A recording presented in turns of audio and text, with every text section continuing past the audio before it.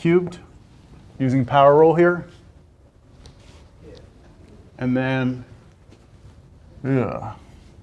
13 over 360 x to the fourth plus dot, dot, dot.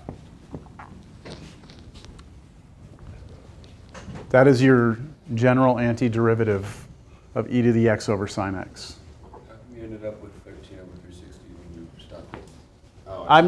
This is just e to the x over sine x. I had to integrate that now. So this line is after the integration of that. Okay. Okay? All right. So don't be that guy sitting in that room saying, what is that? That doesn't make sense. It's tedious. Would you agree? I mean, it's tedious. So in a class like the one that I showed you the video on, the professor is sharing these things. You know, that line, from one line to the next by hand, that's like, 10, 15 minutes of work. And that's, as you go up higher, that's what it becomes. Your lectures become where each step is a large amount of work that is not shown. It's just like math has always been.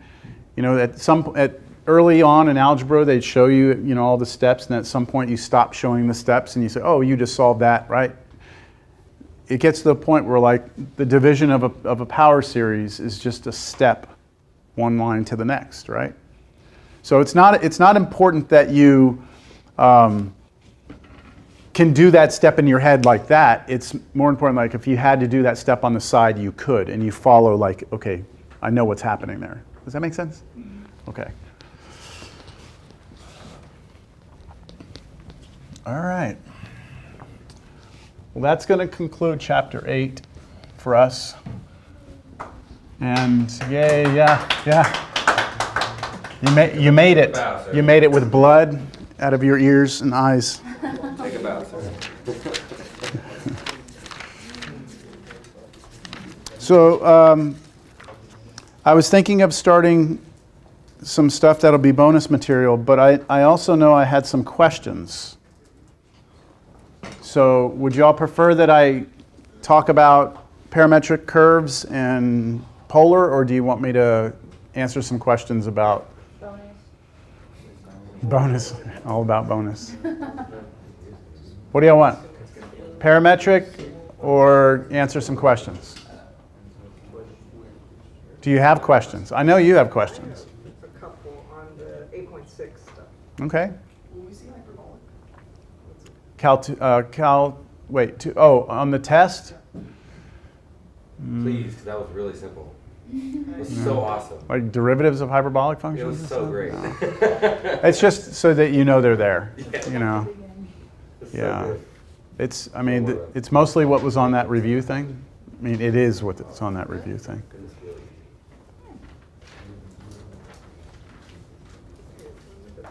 Ask a question. Let's see what your question is first, and then 19 on 8 on 8.6. on 8.6, number 19.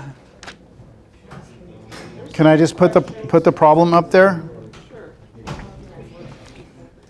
Some of the things that are the issues are this, like, how do we know when n equals 0, or when it needs to change to 1 when you integrate or take the derivative? What about, and what happened to the c in 19?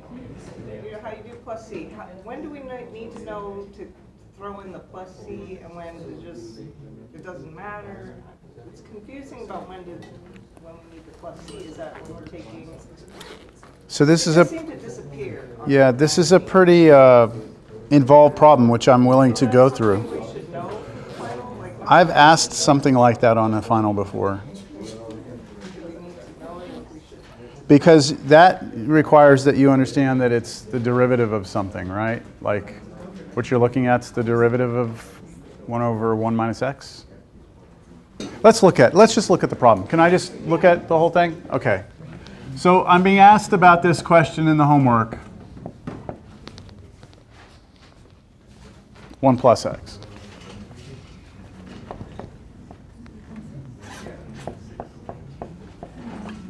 And you're asked to find the power series, right?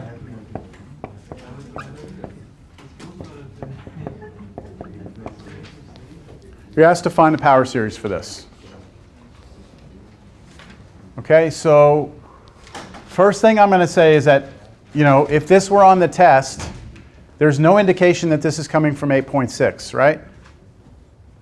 So you have to know, kind of by looking at this, that you're going to be somehow using the fact that this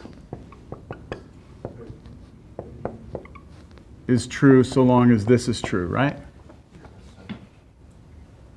Okay, so that doesn't exactly look like this, but I think we did determine a while back that if you look at 1 over 1 minus x and you take its derivative, that is 1 over 1 minus x squared. Now, you were comfortable up to that point, or no?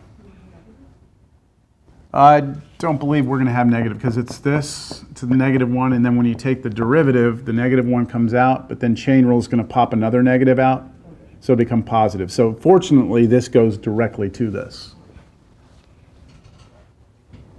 All right? Question, yes? So we can do it either way, but as long as we get... What do you mean either way? So we can take the antiderivative or just the derivative.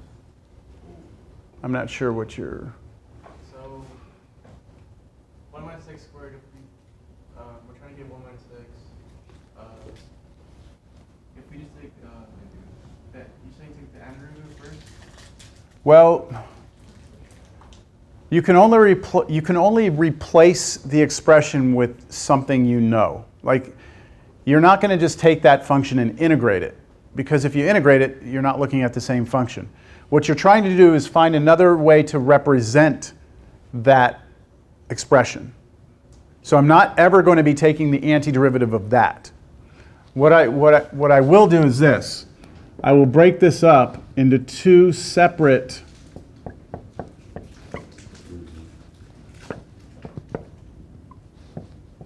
expressions like this. Okay, do we agree with that? That's the 1 over this, and then that's the x over this, and then I pull the x out on there, right? Yes? So then we go over here and we say, all right, what is this expression? This expression is the derivative of that expression, right? But that expression we have a power series for. So if I rewrite this, this is sum n equals 0 to infinity of x to the n. That's this, right? Take the derivative of that, and that's this. So what is the derivative of this power series? So sum n equals, I told you every time you take a derivative of power series, you increase the index up to 1, right? To infinity, and then the derivative of this would be what? N x to the n minus 1. Okay? So this expression's derivative is equal to that, but this expression rewritten as a power series, the derivative of that would be this. So what we're saying is that this is equal to that, right? So now I can come up here and I can say that this equals, well, what's that expression? It's that, right? Sum n equals 1 to infinity of x, no, not x, of n, x to the n, plus x times that same expression, sum n equals 1 to infinity, I forgot minus 1 there, of n x to the n minus 1. See, I never took an antiderivative. I just rewrote that expression using its power series. I have a question Yes. about that. Mm-hmm. 'Cause it theoretically looks like you could, like if you just took 1 over 1 minus x raised to the square, the 2, and used u substitution, it would actually turn out to be what you have on the left. So technically, even if you just did it just to solve for it, so you have something to derive to get your series for. If you took the 1 over quantity 1 minus x raised to the squared and did the integral using u substitution, you could get it. Yes. So I feel like that could be a good method. Is it pretty Yeah, they go foolproof top for the most part? That was in the video too, the integration stuff. U sub, all that. Yeah, but I'm just trying to establish this relationship. Sure. That's all I was trying to do. In the video, I integrated this to show that when you integrate that, you get that, right? Right. But in that, I didn't integrate in there, right? I mean, I just integrated when I was Yeah, that's all when we I were was talking showing about. that this. Look, if you don't, there's two ways to look at this. You can start here and you can say, okay, what the hell is this? Let's integrate and go, oh shit, it's that. And then we know there's a relationship. Or we could have said, let's start with what we know, and oh my goodness, if we differentiate it, we get that, right? There's kind of two ways to look at this. I guess in my video I started with this and I said, hey, look everyone, if we integrate it, we go back to that, right? Which means that the antiderivative of this is that, which means the derivative of this is that. Did I not write this down in the video? Not that, well, I mean, not that part. And then it went to d over dx. which is the derivative. Okay, It's just written differently. it's just written differently. Yeah, I'm okay. trying to remember, I'm trying to learn about the n equals 1 or n equals 0. Sometimes it changes, sometimes it stays. Yeah, so we're about to get to that right now. But are you comfortable with the fact that this is n is 1 because we took the derivative of a power series, so the index comes up by 1? And then this right here is just the fact that you have power rule. Yes? Okay, now this is not the answer because you have to put these series together. Yes? So when you say you increased by 1, is that where you plug in for every n plus 1? Or no? Not yet. We are going to. Every time you differentiate a power series, the index moves up to 1. And we talked about you can leave it as 0. It doesn't impact it, but it's safe to just move it up to 1. Okay, so we need to put these two together, all right? We need to try and put these two together, these two series. So what I'm going to do first, I've got to get that x on the second series inside. So I've got to get this x in here. So when I do that, it becomes sum n equals 1 to infinity of nx to the n now instead of n minus 1 because you put an x here, right? So x to the first power, you add the exponents, n minus 1 plus 1 becomes n. Yeah? You just have one more x in there. Now, we can at this point put them together, but the problem is that this one right here, when we put them together, this one will be x to the n minus 1. This one will be x to the n, so we can't really combine those together. It'd be nicer if these were both to the n, right? Then I could put them together. So I'm going to make this one to the n. And to do that, I need to replace every n here with n plus 1. So I'll do that over here on the side just so you can see it. Do sum. I'm going to replace the n's with n plus 1. And that's the only on the left, right? Only the left one. Pardon? Yeah. Oh, n plus 1 here. Sorry, n plus 1 right there. Okay, so now just solving that, now your sum's starting at 0, and that's a little bit of a problem, but we'll be able to fix it. And then this one will be x to the n. So now this sum can be this one right here.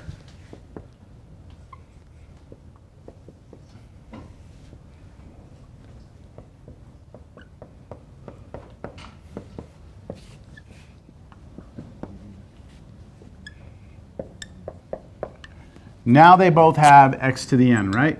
So when I put them together, I can factor the x to the n out. But this sum starts at 1 and this one starts at 0. So the quick fix for this was to take the first term off of that series. So in other words, start writing that series out. So let's start writing this series out equals, so I'm writing this line out. If I let n be 0, what do I have? If n is 0, I have 1 x to the 0, right? Which is just going to be 1. So it's 1 plus, and now I'd let n be 1 and 2 and 3, but instead of doing that, I'm just going to write the rest of the series out in sigma notation. But now the series starts at 1, because I've already taken care of the 0 out here. That's just a clever kind of trick way of peeling off one of the terms so that now your indexes match, right? You see? Now my indexes match. Now I can put them together. So when I put these together, sum n equals 1 to infinity. Now when I put those together, it'll look like this. N plus 1 times x to the n plus n x to the n. And then I can pull out an x to the n out of that. So 1 plus sum n equals 1 to infinity. So you're going to have that and that one together. So 2n plus 1, x to the n. From the first line to the second line, what happened to the x in the second term? Where? Multiplied x times 1 over 1 Wait, minus x. which? squared. On the first line, the very first, the top. Yes? All the way to the right. Yes. X times 1 over whatever it is. Where Yeah. did x go?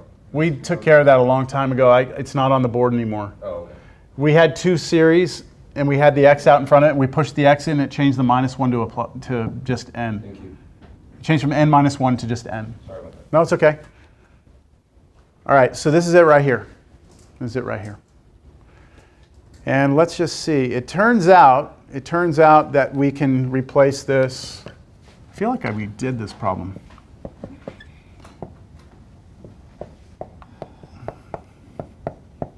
It turns out that it's okay to switch this index back to 0 and get rid of the 1 in front. And the only reason that works is because if we rewrite this like this, if we let n be 0, we get 1 x to the 0, which is 1. So we would get that 1 out. Coincidentally, it works. So I would take, on a test, I would take this. That's fine. But if you recognize that, that's even better. Now, I want to back up a few steps here. Do you remember when we were at this step? Sum n equals 1 to infinity n x to the n minus 1 plus, and then we had moved the x into the other one. And we were there, right? And we said we couldn't put those, well, that we should make these both x to the n's, right? We could have put those together right now, right? Because they have the same index. But then when we put those together, we would have had n x to the n minus 1, right? And then you would have had plus n x to the n, right? Yeah, we could pull the n out, right? Can we factor anything else out? We could do an x. Can we do an x to the n? You split up the x to the n minus 1 to be x to the n times x. How about this? Sum n equals 1 to infinity. We can pull the n out, and then just watch 1 plus x, x to the n. So I'm sorry, n minus 1. So I can pull an x to the n minus 1 out of this one, right? And the n. And then I can pull the n out of this one, and then I can pull an x to the n minus 1 out of here, but I'm left with an x. This would not be the correct power series because this right here, right? You still have an x here. It should be x to a power. The only way to fix that is to distribute that through, but then you're back up to this problem. So that's why it's important for you to get the x to the n's to make them both be equal first before you put them together. That way you can factor the x to the n out.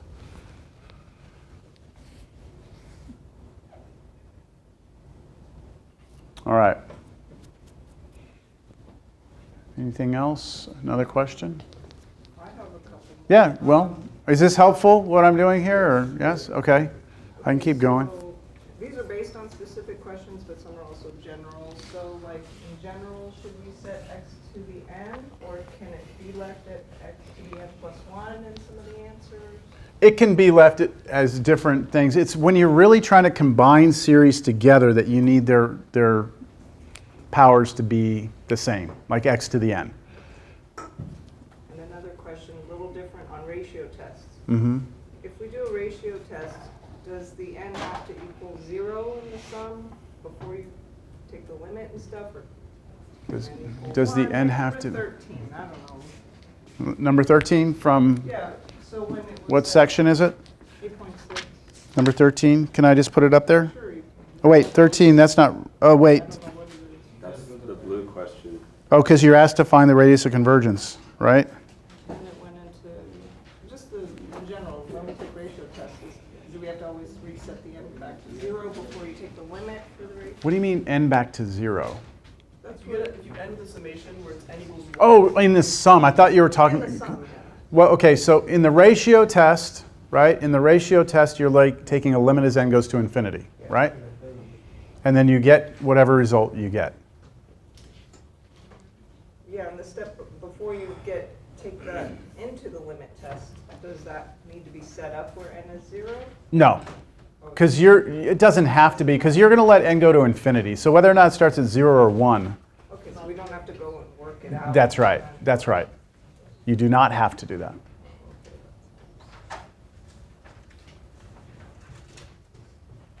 13b was just confusing, but hopefully we don't. 13b, yeah, that's even higher powers.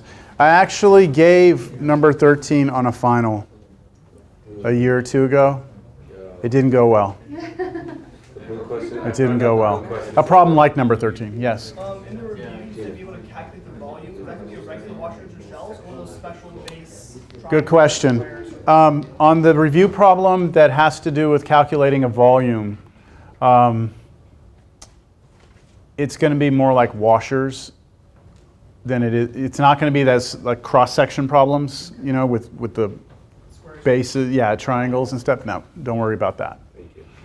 But I will say that, you know, you need to have your techniques of integration ready to go on that, because you have to go the whole way with it. So you actually have to compute the volume. The problem that I'm referring to that's going to be on the test is not a problem that I have any control over. We have to put it on our final.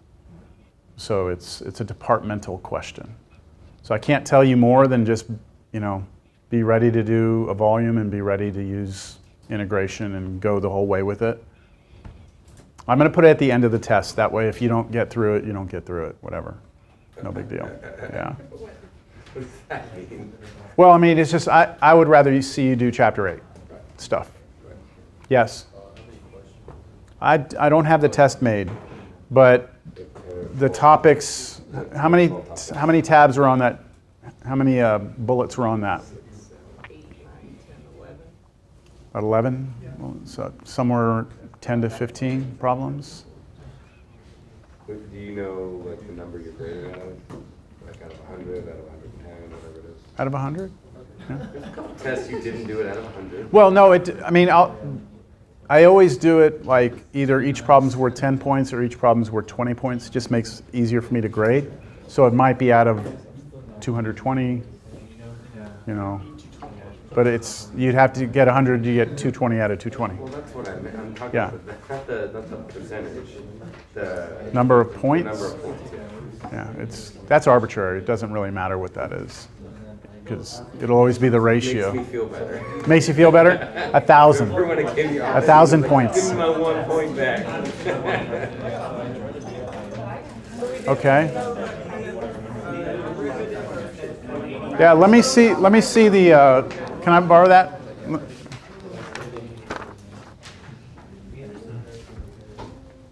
Be able to find a formula for sigmoid notation. Find some. So remember, if, I'll leave this with you so that, for geometric, if I give you a geometric or telescopic series, what's usually the indicator that I've given you one of those? I'll say find the sum of this series, right? That's usually the hint that you're looking at a geometric. So if I say find the sum, that means you have to actually convince me of what r is and make sure it's less than 1 and then use the formula a over 1 minus r for geometric. Or for telescopic, you have to show, it's probably going to require some work to show it's telescopic. Then you have to show the nth partial sum, and that thing starts to go away in the middle, and then you have to take the limit of that nth partial sum. Make sure you know how to do that. So it's either one, like you gotta know how to do both. Is that what you're saying? Yeah. Yes. So there's going to be a telescopic question. I'm saying you need to, not only do you need to know that there will be a telescopic problem, you need to know how to do a telescopic problem properly, because there's an improper way to do it.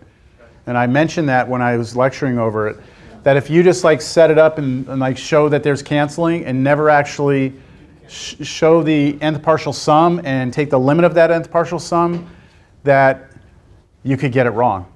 Because that tail end could go to 0, but it could also not go to 0. You could have a telescopic series diverge. So you just have to be careful. What else?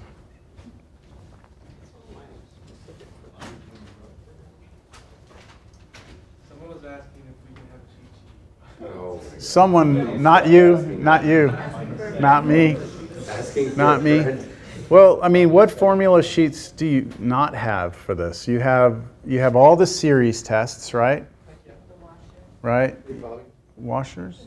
The FFX, the integration formulas would go. You have all the integration formulas, right? You have the Maclaurin series, right? So you have your standard formula sheets, you have your series tests, you have your Maclaurin series. That's 3 things more than I had in my Cal 2 final right there. I had no formula sheets. So to ask for more, I think at this point, wouldn't be realistic to you to send you into further college experience thinking that you can just always have cheat sheets, and just at some point you have to just be ready for the test. And I think you have enough stuff. I mean, all the tests, man, I wish I would have had those tests on my, that sheet with all those tests. I had to have those all memorized. It's a lot. It's a lot of information. So the short answer is no? It wasn't you, though. You didn't even care. Yeah.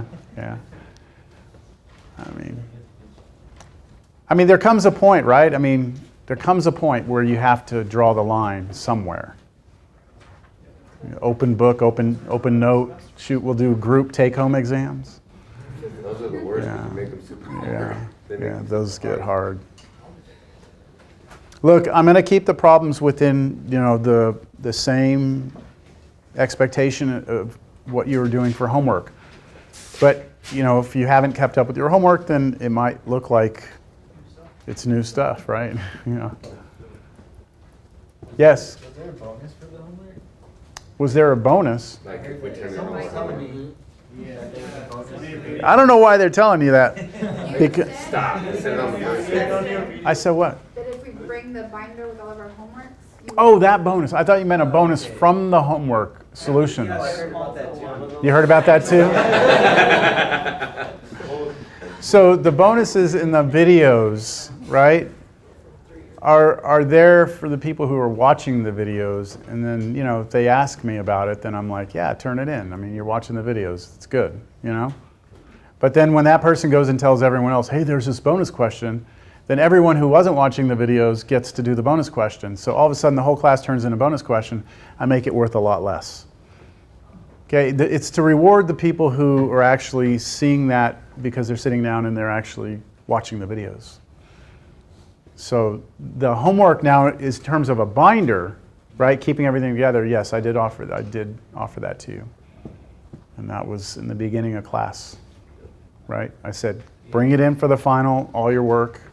And then if we're sitting there trying to figure out one or 2 points difference between a letter grade, then you have your binder there as evidence that you've worked hard. By showing Yes. you how many hours I put in the tutoring lab. What was that? I trust that you have. Like I over trust that 100. you have. Yes. So on campus, I was like calculating my grade. Mm-hmm. How accurate? 'Cause sometimes you see it's a little bit off, right? It's not accurate in the beginning of the semester. As towards now, because there's no more quizzes, right? I think I've dropped the quizzes, right? Does it show a few dropped, like 1 or 2? So it's pretty accurate. Yeah, I don't see it changing much. It can't really. There's no more grades going in. Now there are some people I owe bonus for the transcribing. A few students that had not. I lost the link. I will get those in. Yes. When we bring our binder full of homework in, when we have the final, we can just use that on the final, right? Yeah, you know what? I've decided that if you bring the binder in, that's going to be 100 for the class. Oh, You just, we won't even take a final. Beautiful. Yeah. Yeah. Yep. Can you give us a take-home quiz and then the place like No. No more. No. We're done. Finals We're week, done. We're done. No. We're done. We're done. Look, if you, the thing that I usually see in this class is students have done okay up to this point, and then they go into Canvas and they go, okay, I need to get a 42 in order to pass the class. And they come in and they do like a 38. And then they come to me and they're like, man, you know, and I'm not gonna give you any mercy on that, you know? Like, don't set your bar to the minimum grade you need. If you come in here and you ace this test, get an A on it, I will have a lot more ammunition to help you out and to assist your grade than if you come in here and just do the bare minimum. I mean, chapter 8, there's a lot of material here. It's not easy material. If you do well on this, I think you're at a point where you're ready to move on. If you come in and bomb this, then, you know, if you're sitting there wondering about, you know, come on, another bonus or another, you know, is there anything I can do?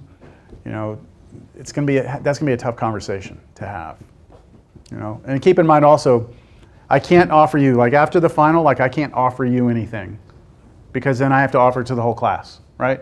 So it's not like, well, can you give me just like one more, can I do corrections? I have to let everyone have that same opportunity, so just come in and do your best. That's all you can do at this point, right? All right, anyone taking Cal 3 in the spring? Am I teaching it in the spring? I am, okay. Face-to-face? Online. Okay. Hijo. I feel bad for you. Why? What's wrong Come with on, it? man. What's wrong with it You online? even said it's not smart to take Cal It's 2 not online. for everyone. That's what I'm saying. It's not for everyone. I have students that are outstanding online students. I can still feel bad. It's usually about 5 of them, and they're outstanding. I can still feel bad. Yeah, yeah. But I mean, people learn different ways, right? So. All right, well, it's been fun. I hope that you have enjoyed Cal 2. It's over. Now you get to go practice and study, and good luck on all your other finals. Oh, when's our final? Monday at 11. Monday. Oh, it's one of those where you don't even get a chance to breathe. You got to come right back and do this next week. Monday, what time? 11. So this is, yeah, 1:45 or more, you run out of energy or whatever happens. Make sure you eat. Make sure you sleep. So we just go downstairs and grab the names.